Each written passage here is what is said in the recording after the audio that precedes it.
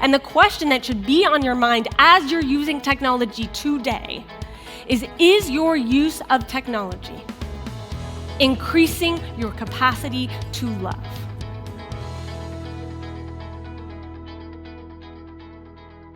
So there's one question at every pediatric doctor's appointment that parents, especially millennial parents, have come to dread. It is the question that sets up, because it's super loaded, that framework from which we all parent from, which is, are you a good parent or are you a bad parent? And every time I'm in the pediatrician's office, and every time that sweet little nurse goes through that questionnaire and comes to this question, I freeze a little bit. And they ask it so sweetly, they say, and how much screen time does your kid get? And I know, because I know that there are those self-righteous parents who go and say, oh, we don't do screens. We've never heard of Coco Melon. We homestead. And our kids play with little wooden toys, no electronics. And I know that my answer is something like, well, they definitely did watch all 4 seasons of Dragon's Race to the Edge because camp was canceled this week and I had to work. But I don't say that in the doctor's office because I know what that question is trying to do. How much screen time does your kid get? I hate questions like that set up that dichotomy of good or bad. And so for the last 7 years that I've been a parent, I have actively avoided any conversations that have to do with technology and parenting, which is a little ironic given that that is actually the conversations that most parents are having in the parenting world. You see, the author who wrote the book that we're going to start today, the next 3 weeks we'll be covering, his name is Andy Crouch, and the book that we're looking at is his newest book, The Life We Long For. But he also wrote a book in 2017, the year after I became a parent, that became really popular, and it's called Tech-Wise Family. And as you can imagine, it's about technology, and so many people recommended it to me. It comes out of the Christian space. It's kind of in my Venn diagram. And you cannot imagine how viciously I rejected those recommendations over the last 7 years. I haven't read it still. But when Isaiah recommended that we look at Andy Crouch's newest book, I balked a little bit, but I said, fine, I'll do one of the 3 sermons. We'll do one sermon on this technology topic. And then, y'all, I started actually reading his book. And I started actually wondering if my avoidance wasn't actually part of the problem that he was trying to address. You see, in that book and in the one that we're talking about over the next 3 weeks, Andy Crouch is generous enough to include a definition of technology that is much broader than screen time. Actually, one could argue that that's probably the least important question when it comes to technology for Andy. You see, he views technology and the way that we're engaging with it now as much broader than that, something that hasn't just happened in the last 50 years, but has a longer history. And so it's important before we even go into this book itself to start with what his definition of technology is. His definition of technology broadens our understanding and helps us set us up for what we're going to discuss today. You see, for Andy, the definition of technology is any tool that uses science to control nature. Now, the verbs in that are pretty strong, especially that latter part, control nature. But if you start to think about it and think about the technology that you know, you'll see that it actually applies. Whether you're talking about the natural forces of the world or human nature, all technology attempts to control or change or adapt to those natural patterns. Think about it. You don't want to be at mercy of the natural world and the weather that is Texas? Well, we use the science of chemistry and invented a refrigerant that cooled our homes, thank goodness, right? We don't want to be at the mercy of a disease that could be fatal for most people. And so we used immunology and vaccines and created a smallpox vaccine. We don't want to be in the mercy of those awkward first-time interactions where you get kind of fumble and you fumble over your words and you don't know exactly what to say. So we used binary radio waves to transmit information and create this thing called text messaging, eliminating all awkwardness from all conversations. And when that wasn't enough, then we invented emojis and GIFs and all the things to fill in the gaps. We use science to control the natural world in order to create a tool. And that tool, usually, for most technology, has one purpose, one goal. Throughout the course of human history, technology has one purpose. And that goal is to make our lives easier. The goal of technology is to remove human effort from the equation. In some cases, it's to remove the drudgery of human life. In some cases, it's to make it so we don't have to effort as much in certain things. The goal of technology is to make our lives easier. And all in all, that seems like a very noble quest. Technology has, in so many ways, made our lives easier. I mean, we don't have to pick apart the wheat and the chaff anymore. We have things called threshers. We didn't need to go walk miles and miles to communicate to someone. We invented the telegraph. We don't need to be in a hospital for weeks on end for treatment because we invented things called antibiotics. Our lives are significantly easier because of the technology that we have created. This dream that technology can make our lives easier, that we as humans could control nature and create tools that would eliminate stress in our life. It's been a long-held dream. It was something that humans have been doing from the very beginning, since we discovered fire and what to do with it. But somewhere around 300 years ago, things started to change, because what we now know as science started to change as well. We started to figure out how to distill those elements of the natural world into our own understanding. We started to improve upon what technology could be, and suddenly the pace of that technology got faster. There are 500 years between the printing press and the first word processor. There were 200 years before we figured out how to heat our homes from the very first enclosed fire until we got a radiator. But now, within the last 50 years, we've gone from a computer that was the size of this room, that was made to use simple calculations that we could do, to something that we can hold in our pocket and access any field of knowledge we possibly could want instantly. We have discovered machines that will allow us to pinpoint our exact location. We have devised these little pictures. We don't have to manually input prices into computers. We have discovered magnets to take pictures of the human body.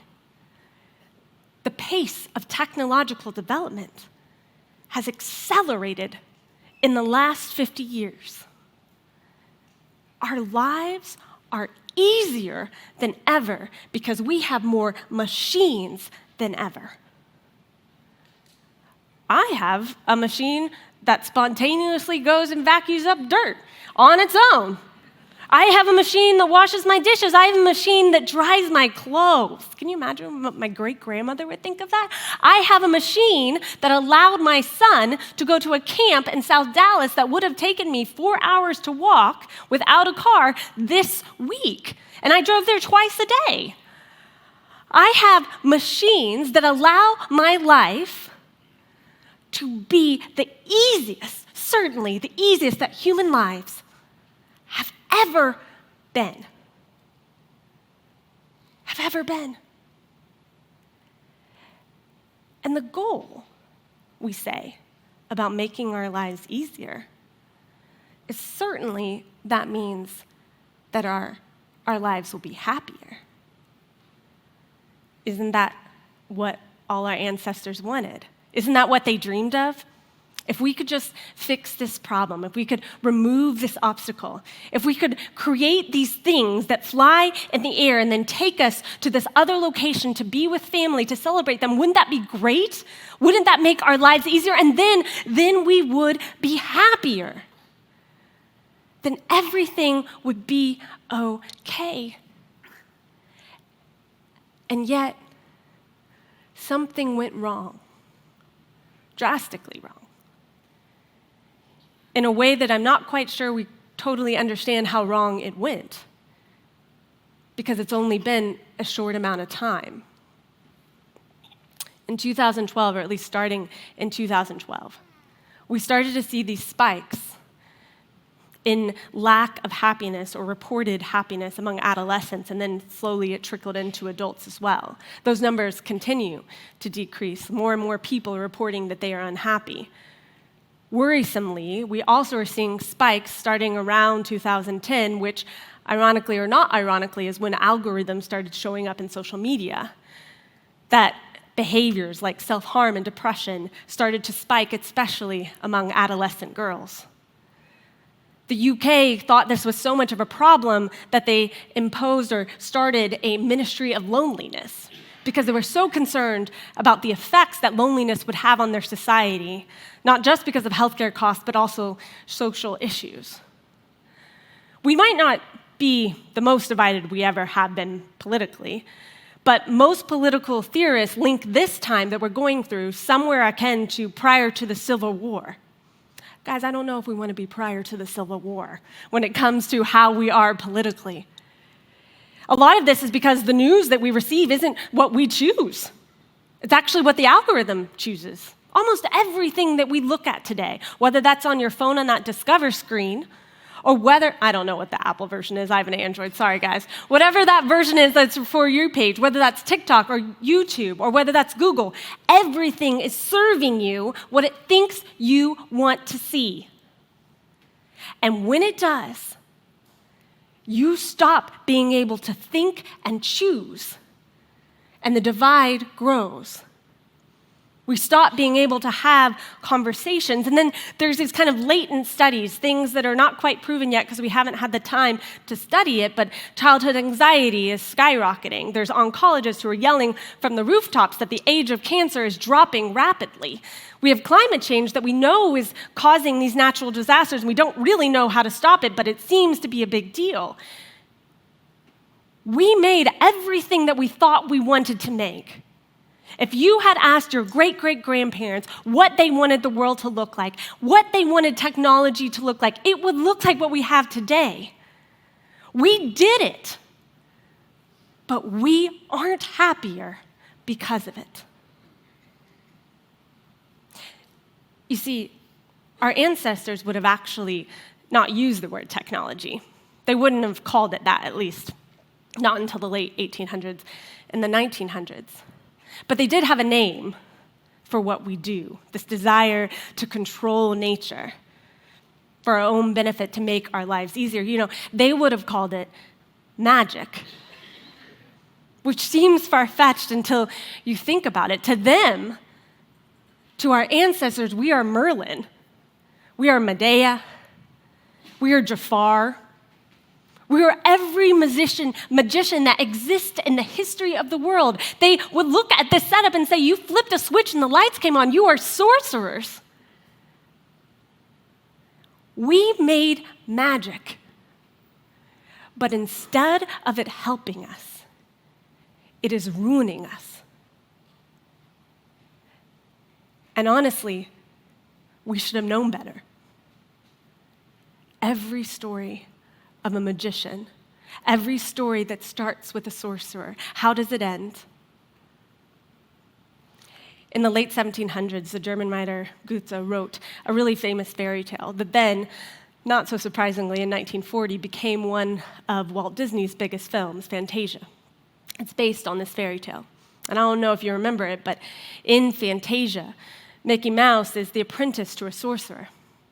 And in one of the scenes, he has a broom, and all he wants is to do magic and call that broom would fetch water from the basin. And he does, he's able to perform this magic. But what happens is that the broom doesn't quite understand how to stop, and so it keeps bringing water into the room, to the point in the scene where Mickey is drowning in the amount of water. And he starts to panic, and finally the sorcerer comes back and gets rid of the water, and Mickey is safe. But there is this lesson in that. Be careful what you wish for is at the top of the lessons, but then it goes down to think he wanted to do magic, and it almost killed him. It's true of Voldemort and Harry Potter. It's true of Saruman and Lord of the Rings. The desire to do magic consumes you. It changes you.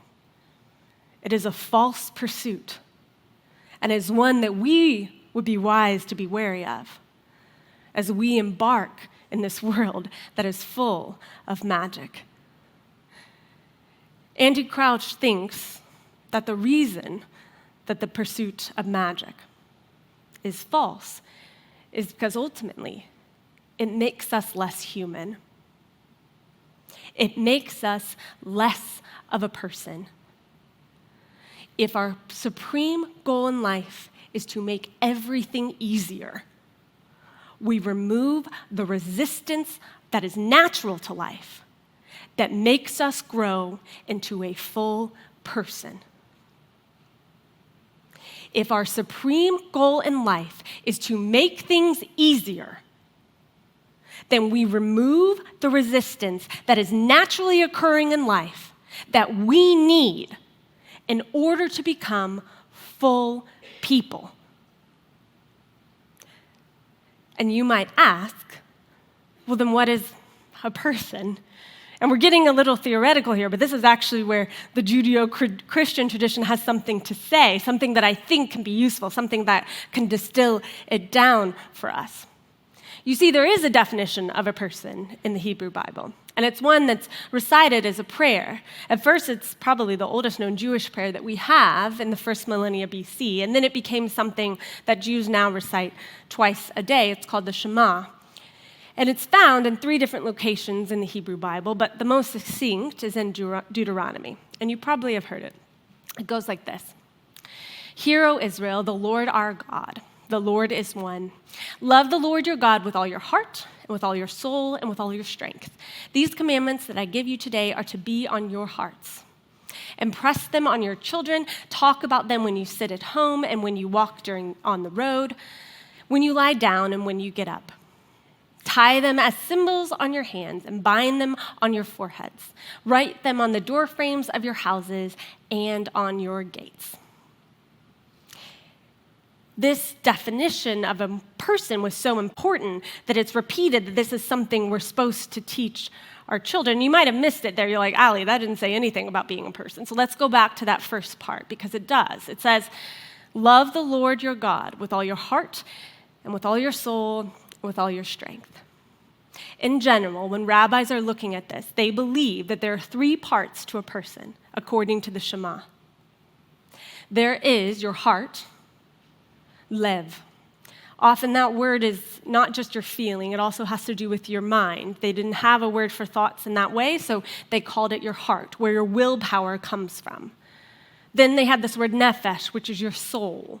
It is that part that is connected to God and connected to other people, is the deepest part of your being. And then the third part is your strength, which is your body, but it also means the material things you have in the world, i.e. your financial well-being.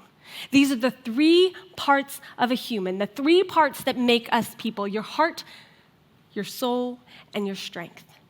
And they all unite to do one thing. We have one purpose in this world. And what is it? To love your God, to love.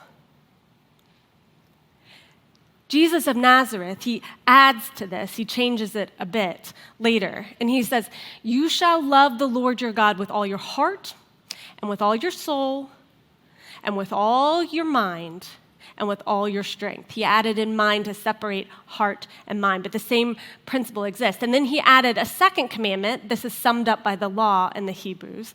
And he said, the second is this: you shall love your neighbor as yourself. There is no other commandment greater than these.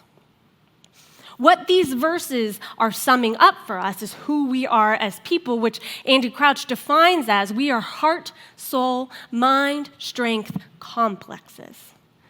We are a complex of different capacities: heart, soul, strength, and mind, that are designed to love. That is who we are. That is who we are as people. That is what we need to have developed in order to love well in this world.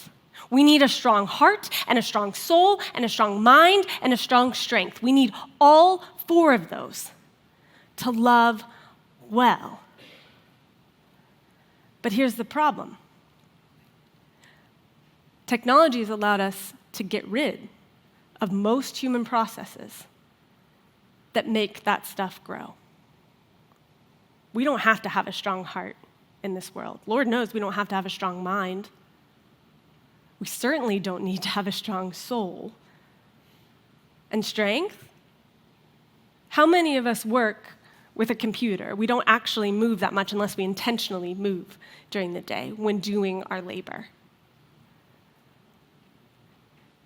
This is the question that Andy poses. He says, for if human flourishing, if it requires us to love with all our hearts, our souls and mind and strength, what happens when nothing in our lives develops those capacities? With what exactly will we love? We live in a world where we are heartsick. We used to have this sense of quest, of noble heroicism that fueled our hearts onto these quests that were often taken by adolescents, but they were this idea of we know what good is and we will put our whole heart into it. And now we're just voyeurs, looking with anxiety and fearing that people will ridicule us if we take a risk. Our minds have turned into this anxious rumbling of scrolling. We're so used to getting small hits of dopamine when we see things on our phone that our attention span has shrunk. In the last 12 years, it has shrunk from 2.5 minutes. Actually, it's 20 years, 1994. 20 years, we have seen it shrink from 2.5 minutes to 8 seconds for the average adult. As Jonathan Haidt, one of the best philosophers and psychologists of this time, says, we are getting stupider. And it is not a stretch. Our mental capacities are failing. And soul is the last thing technology cares about. There's no space for this concept called soul, for connection to each other and technology or connection to God. We don't have the moments of being gathered together and looking up at the stars and believing that we are bigger than all of this, that there is something that is greater than us. And I don't need to explain why our bodies are struggling, why the number one disease in America is metabolic syndrome, which is a combination of symptoms that essentially comes from not moving and not exercising and not using the body that God has given us. We are sick because we have removed from life the things that make us grow. And we have removed those things for our children as well. So the question becomes, well, great, Allie. That's awesome. What do we do now? What do we do now? How do we take stock of the situation that we are in, and how do we change it? I think there are a couple ways, and one of them is the very beginning, which is just noticing how you use technology. And the question that should be on your mind as you're using technology today is your use of technology increasing your capacity to love? Is your use of technology increasing your capacity to love? There are plenty of ways we can use what God has given us through the gifts and the tools of technology to connect with each other. You can use Marco Polo to connect with friends that are states away. You can send text messages to people who you love. You can drive your car and do errands for other people using technology to increase your capacity to love. Are you using it to increase your heart and your mind and your soul and your strength? Are you growing in those things? For some of us, though, the positive version of that question is not super helpful. It's actually easier to root out the things that are harmful in your life. So the question that I've been asking myself this week is, am I choosing convenience over connection? Am I choosing convenience of technology over connection?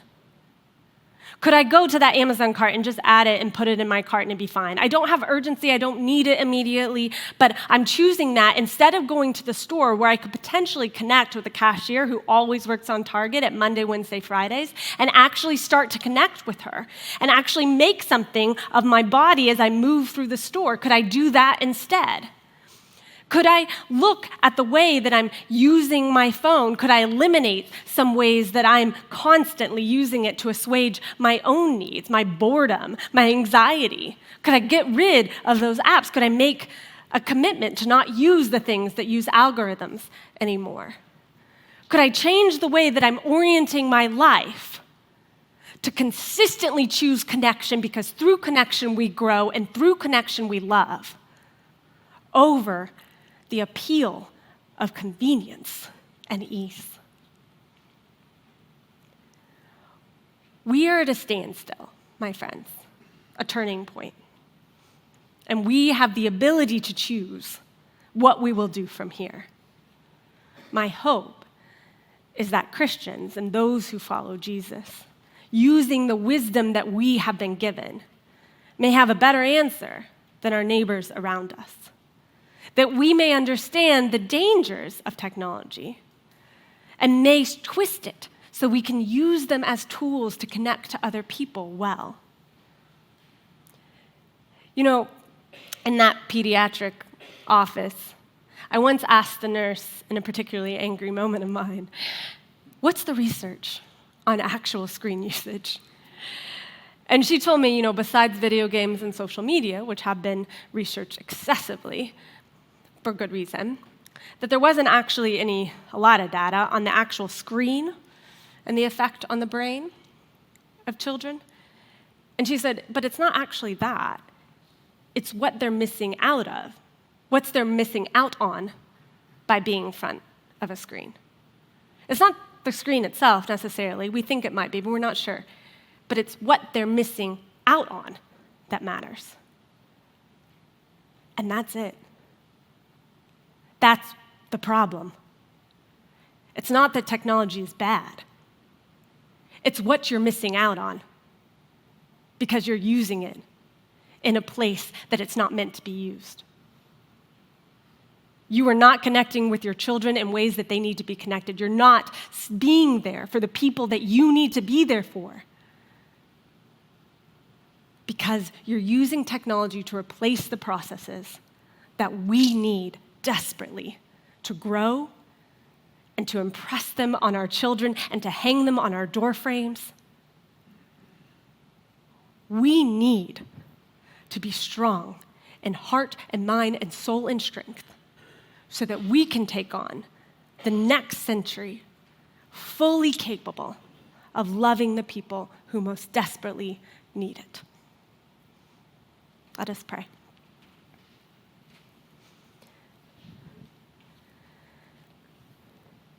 Dear Jesus, loving is really hard, especially when the world keeps throwing things at us, things that we have to constantly evaluate at a pace that we don't feel capable of keeping up with. It's so easy to choose convenience over love. It's so easy to get awkward and not want that human-to-human contact. But Lord, it is only through that resistance that we become the people that you want us to be. Teach us small steps. Guide us to small choices that make a difference, that teach us how to choose life over death, how to choose love over magic, that we might be a people who are strong in heart and soul and strength and mind in service to you. Amen.